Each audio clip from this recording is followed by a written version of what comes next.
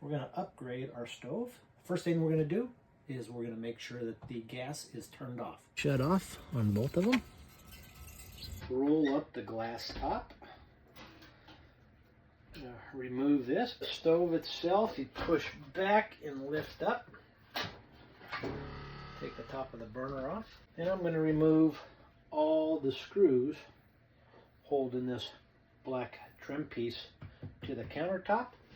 And then there's 2 screws down here at the bottom. Disconnect the gas line.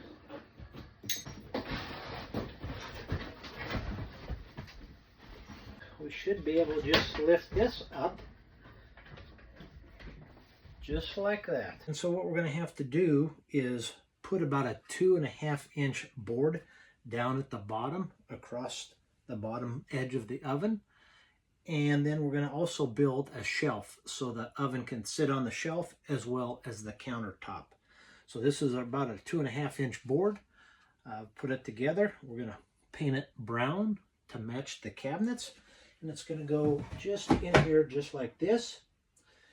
And then, as you can see on the inside, this board is going to attach to the existing one.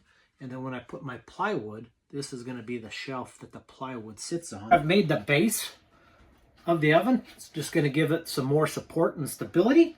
I've made a couple legs on the bottom of it. The front part's going to attach to that board I put in earlier. And it's going to fit just like that. And I'm going to screw it in. Well, I just slid the oven in on our newly installed shelf. Fits good. Looks like it's the proper height. Top of the counter is flush with this. Got the grate on. Now we'll start building some trim like I did underneath to fill in the gap. I was about ready to go to the store and I realized, you know what?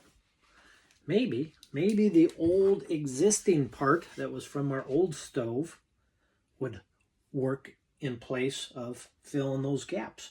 This was the old stove and it actually fits perfect.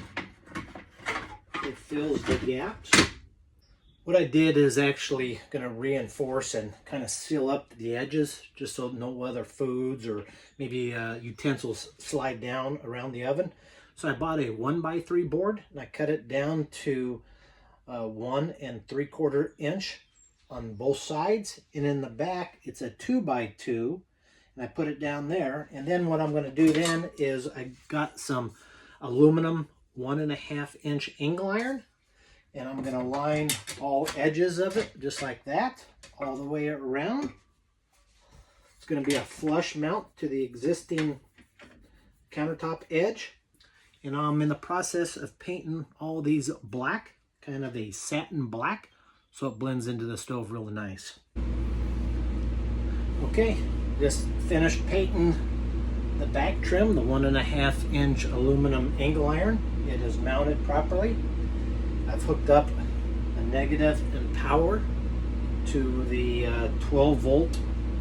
I actually tied in to the water pump fuse. I figured I wasn't going to use the water pump in the oven very often at the same time, so I thought that was kind of a safe chance. So next I'm going to hook up the gas pipe. Once I have the gas pipe up, I'm going to test for leaks, and then I will finish up the trim. Nice little feature on these Furrions is they have a light switch here. Lights up the handles. When it's a blue light, indicates that none of the burners are on. When you actually turn on a burner, sometimes you just forget to turn it all the way off. It illuminates to a red position, indicating that, hey, you got a burner on, watch out. And another feature, which we didn't have on our other one, is you have the lights just for the burners, but you put it all the way down and you have a nice little oven light on the inside as well. I got some of this all-purpose leak detector. I turned on the propane. I'm going to check the propane fittings to ensure that they're nice and tight and I don't have any leaks. If you have leaks, it will bubble up. Pretty easy indication. So let's take a look at it. I don't see any bubbling. So what I'm going to do, I'll make sure all my burners are off. I'm going to go shut off the propane valve. And if I do have a leak, it should, because it has a little indicator on there. It goes from green when you have propane to red when you're out, little indicator. If in theory I do have a leak and I shut it off, that should go to red. But if there is no leak and it maintains its pressure, it should stay green. So I'm going to monitor that over the next couple hours. All right, so we just finished putting the side molding on over here on the left side and the right side.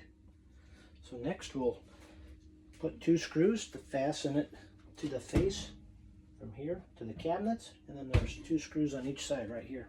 There's 2 right there, and then 2 on this side. And we'll put the grates on. I put the 2 screws in the front, straight into the cabinet, the 4 screws on the sides, and next, in the final step, before cooking, just put the grate on.